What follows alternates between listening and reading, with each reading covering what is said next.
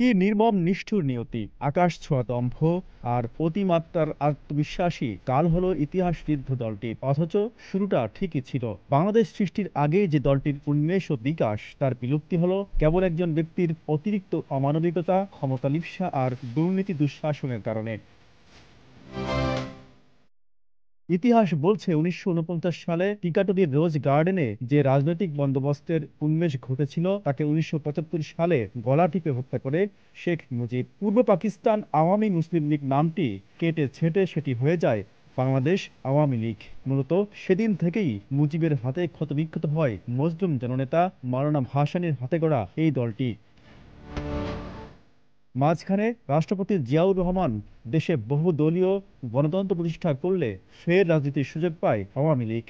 যদিও এর পর থেকে দলটি তার নীতি আদর্শ ধরে রাখতে পারেনি, বরং পরিচালিত হয়েছে উল্টো পথে, উল্টো মতে। হাসিনার একক নেতৃত্বে দলটি পরিচালিত হওয়ায় মুজিব আমলের নেতারাও ছিলেন ক্ষুব্ধ, বিরক্ত, বিভক্ত।